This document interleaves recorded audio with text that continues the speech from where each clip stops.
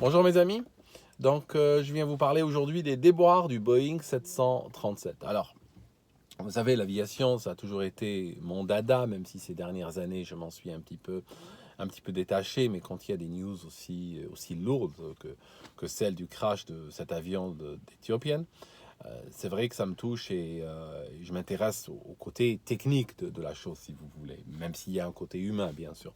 Alors, il faut savoir que hier, Trump a décidé d'arrêter, d'interdire le vol du dernier modèle du Boeing 737, le 737 MAX 8 et puis la version 9 également. Alors, que s'est-il passé vraiment? C'est quoi le problème qui est soupçonné aujourd'hui, même si l'enquête n'est pas encore terminée?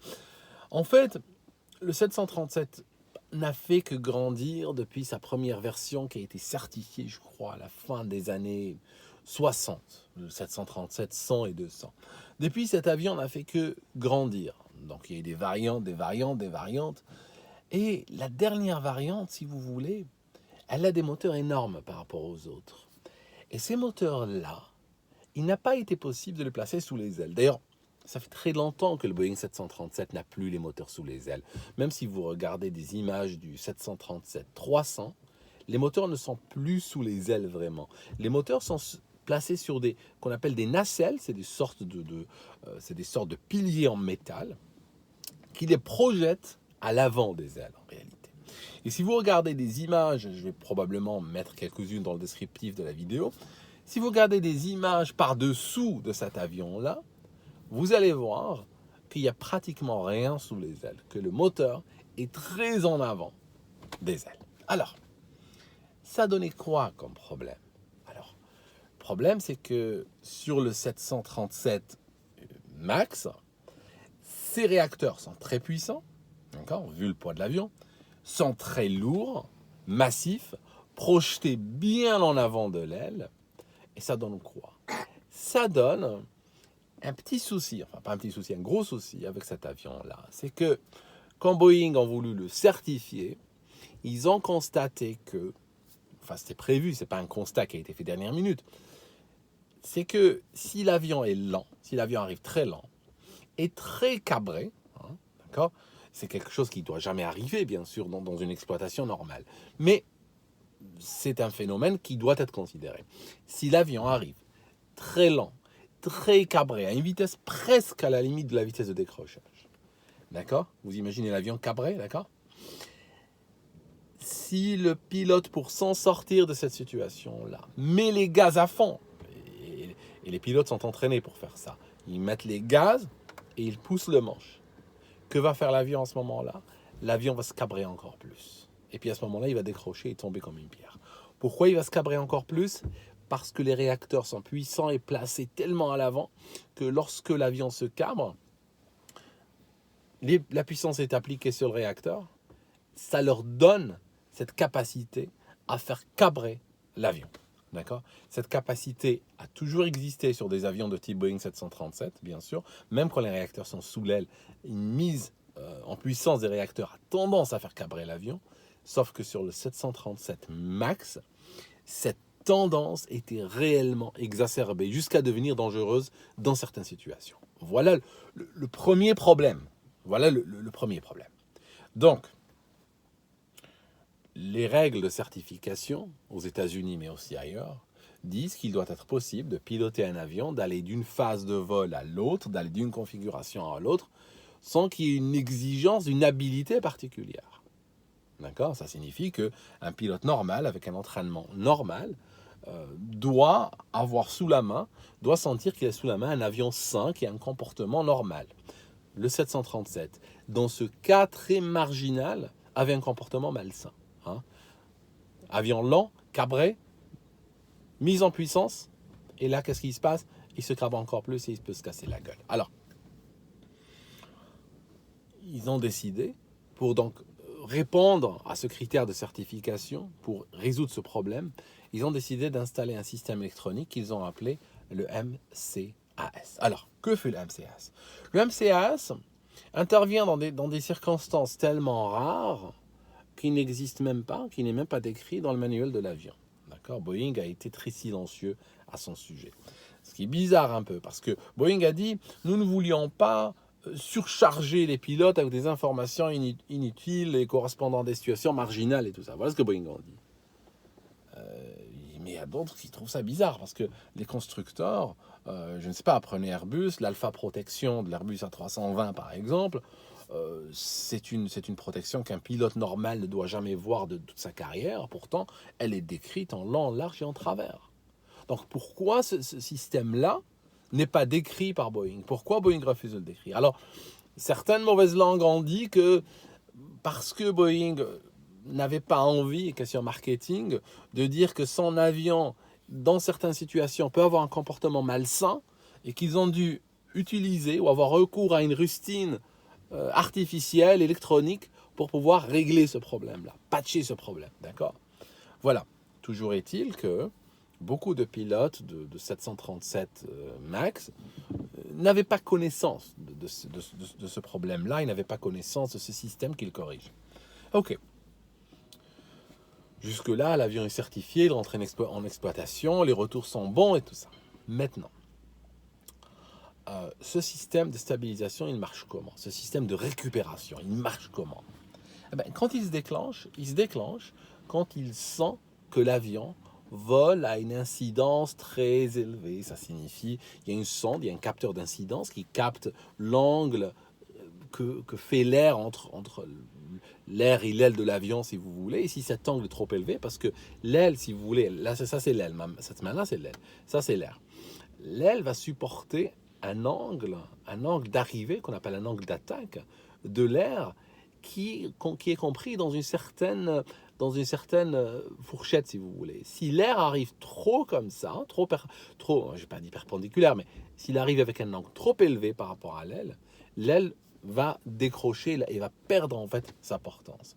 Donc il y a des sondes qui sont placées à l'avant de l'avion, qui permettent de mesurer cet angle-là. Et si cet angle est trop élevé, ça signifie que l'avion est trop lent, trop cabré. Et donc, qu'est-ce qu'elles font? Elles déclenchent le MCAS. Ok. Alors, quand il est déclenché, il fait quoi? Si vous regardez à l'arrière de l'avion, à l'empennage, vous avez cette sorte d'aile horizontale qui est à l'arrière de l'avion. Elle a une partie mobile, c'est une partie mobile qui est à l'arrière, c'est la gouverne de profondeur. Quand le pilote pousse sur le manche, la gouverne de profondeur, elle descend vers le bas comme ça. Quand le pilote tire sur le manche, la gouverne de profondeur monte. Et en fait, c'est ce qui permet de cabrer ou de faire piquer l'avion. Mais attention, l'aile elle-même, ce stabilisateur horizontal, bouge. Elle bouge comment? Si vous regardez des images, vous allez voir que il y a une sorte de trace de son mouvement sur les côtés. Et en fait, il y a une sorte de vis sans fin à l'intérieur. Cette vis, vous ne la verrez pas. Elle est grosse à peu près comme ça, grosse comme le bras en fait. Et elle est entraînée par un moteur électrique. Et elle a un gros écrou. Et cet écrou-là, c'est sur lui que vient s'attacher la partie avant de cette aile. Et donc, il y a le moteur électrique qui tourne dans un sens et dans l'autre. Et cet écrou monte et descend en faisant bouger assez lentement le plan horizontal. D'accord? Les pilotes utilisent ça tout le temps. Sur le manche, il y a des boutons qui permettent d'utiliser ce truc-là. Et quand vous êtes dans un 737, dans le cockpit, il y a deux grosses roues. Il y a deux grosses roues, une du côté copilote, une du côté commandant de bord. Elles sont héritées d'anciens avions qui ont volé dans les années 30.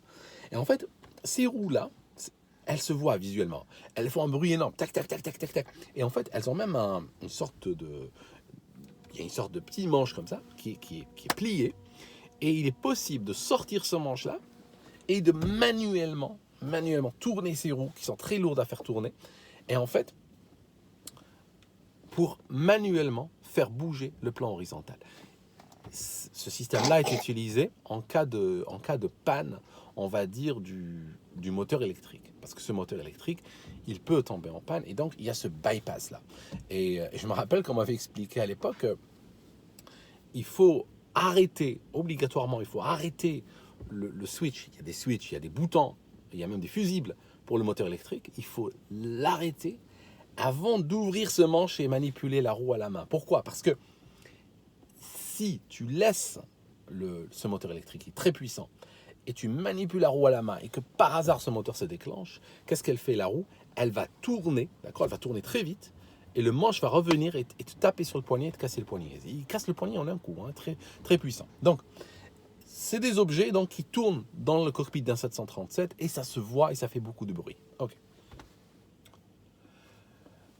Il y a des boutons, d'accord. Il y a des boutons dans le cockpit parce que un des problèmes du 737, mais d'autres avions aussi qui ont ce système-là, enfin pratiquement tous les avions de ligne ont ce système-là, c'est que il y a un truc, il y a un incident, d'accord, qui peut arriver, qui est lié à un dysfonctionnement qu'on appelle déroulement de trim. Déroulement de trim, c'est quoi? C'est que, comme c'est un petit bouton électrique qu'il y a sur le manche et qu'il est utilisé tout le temps, il peut arriver que, par exemple, le pilote appuie, et puis il y a une poussière, ou il y a quelque chose, il y a une saleté, ou le bouton est trop vieux, et au moment où il appuie, il relâche, le moteur continue à tourner. Et donc, qu'est-ce qui se passe? Ça fait tac, tac, tac, tac, tac, ça va jusqu'au bout. Ça fait ce qu'on appelle un déroulement de trim. Et ça déstabilise l'avion, bien sûr. Parce que si, par exemple, le pilote avait appuyé à piquer, hein, il avait juste appuyé juste pour un petit coup à piquer, parce qu'il sentait que son avion avait tendance à cabrer, hein, parce que c'est pour ça qu'on l'utilise. Tu sens que ton avion a tendance à cabrer, donc qu'est-ce que tu fais?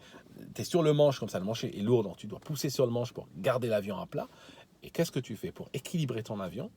Avec le bouton, et c'est comme les boutons de son là que j'ai sur le volant, tu appuies et puis ça fait tac, tac, tac, tac comme ça.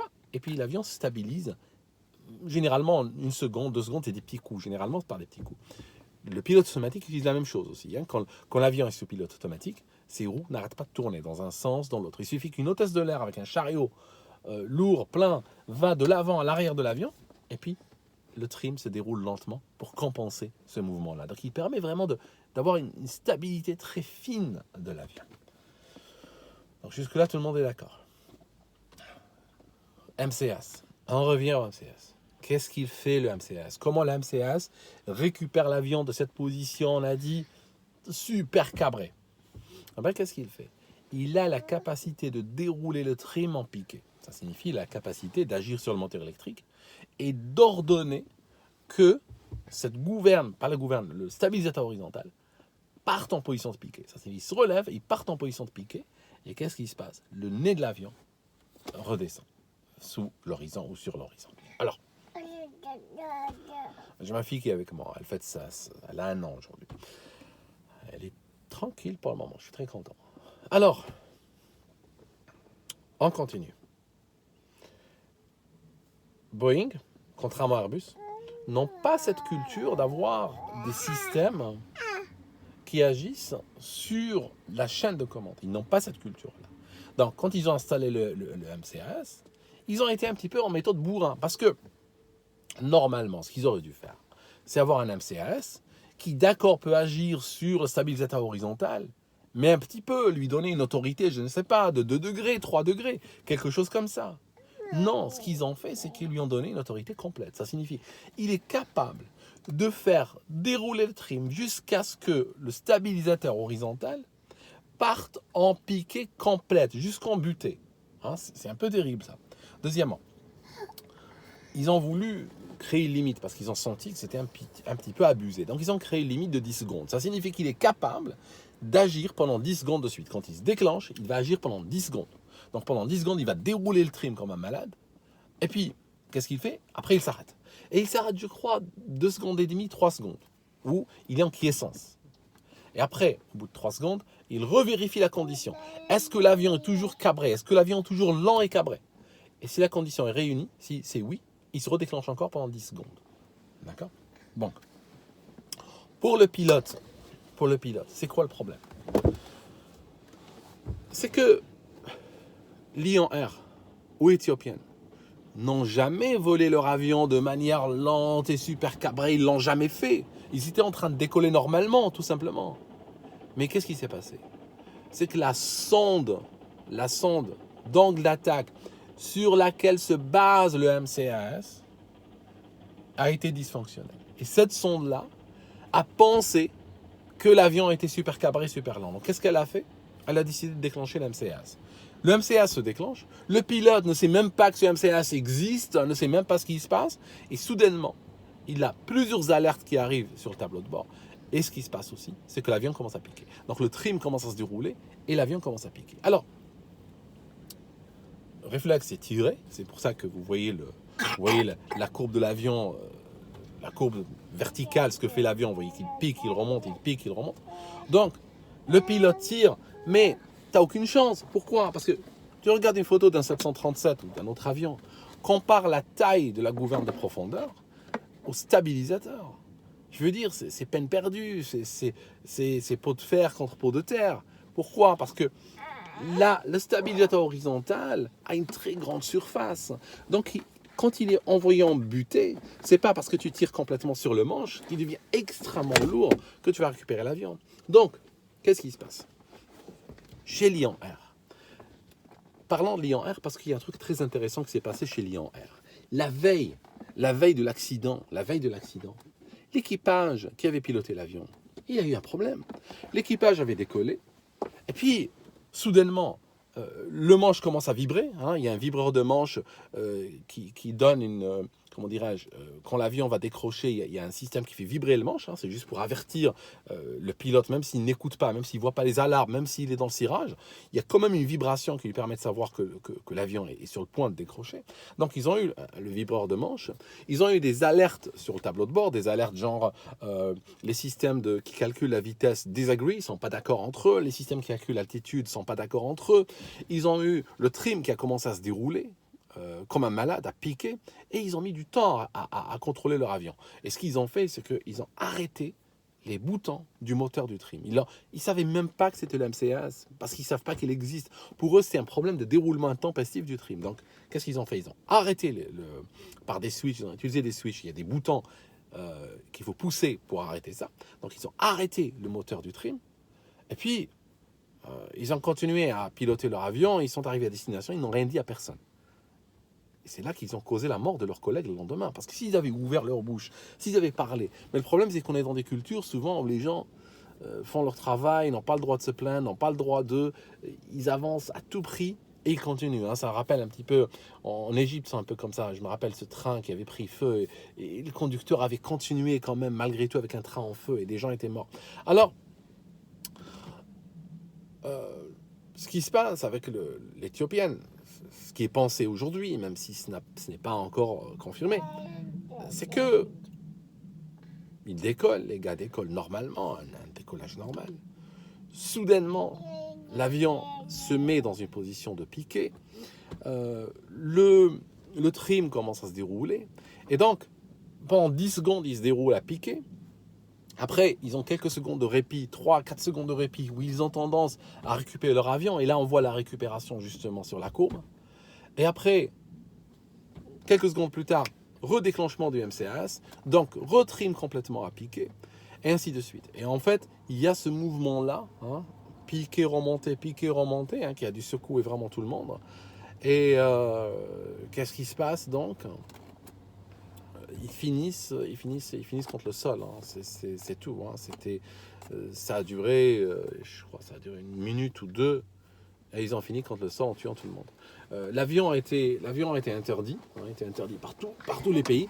Et c'est très dur qu'un avion survive à une interdiction pareille. Hein. Vous savez, c'est très très difficile hein, qu'un avion... dire bonjour. Je vous présente Grace. Hein, vous l'avez déjà vu quand elle a vu quelques jours, n'est-ce pas? Donc là, elle a 1 an aujourd'hui. Hein. Ça va, Moulou? Ok. Qu'est-ce qui se passe? Bon, elle est timide. Enfin... Alors, je vous disais que, voilà, donc le 737, il a ce défaut-là. Ce défaut-là ne sera pas corrigeable. Hein. Ce défaut de se cabrer en remise des gaz n'est pas corrigeable. Hein. C'est un défaut très intrinsèque à l'avion. Il faudrait reconcevoir pratiquement tout l'avion pour ça. C'est le MCAS qui doit être corrigé, en particulier limiter son autorité, entraîner les pilotes à reconnaître ce problème. Il y a une directive qui a été émise, je vais vous donner le lien vers la directive, il y a une directive qui a été émise en fin 2008, qui explique justement ce problème-là, hein, dont je viens de vous parler. Mais est-ce que cette directive a été communiquée à tous les exploitants de Boeing 737? Donc, Lion Air ou l'autre Lion Air, non, c'est trop tard pour eux. Ethiopienne aurait dû l'avoir, cette directive.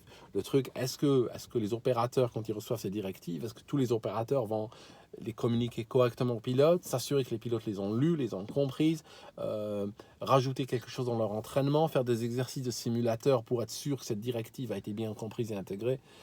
Je ne le pense pas, d'accord. Je ne pense pas que c'est tout le monde qui va donner toute l'importance qu'il faut à ce genre de communication. Donc voilà, c'est tout. Donc la directive explique comment s'en sortir et entre autres, c'était arrêter le moteur du trim, quoi. Donc voilà mes amis. Maintenant, bon, il y a des choses aussi, il y a des questions qui restent ouvertes. Par exemple, ces pilotes ne connaissaient pas le MCAS, imaginons, ne connaissaient pas que le MCAS, ne connaissaient pas le problème qui allait avec. Maintenant, pourquoi ils n'ont pas traité ce problème comme un simple déroulement de trim, c'est tout, hein. Tu vois cette roue qui part à toute vitesse jusqu'en butée. Je veux dire, le minimum, hein, c'est quoi? C'est d'arrêter n'importe quel pilote correctement entraîné l'aurait fait, hein. Et je me demande pourquoi ils ne l'ont pas fait, ou bien ce qu'ils l'ont fait, ça n'a pas marché. Il y a des questions qui restent encore ouvertes. Hein, qu'est-ce que tu veux leur dire? Qu'est-ce que tu veux leur dire, Grace? Ok, mes amis, je vous laisse.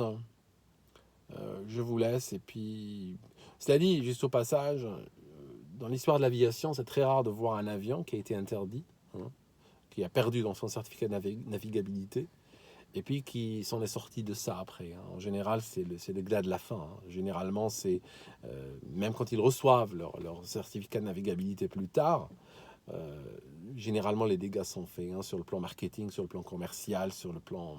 Généralement, trop de dégâts sont faits à ce stade-là et l'avion est fini en fret, hein, et il finit par transporter des colis pour DHL et UPS. Donc voilà, je vous laisse.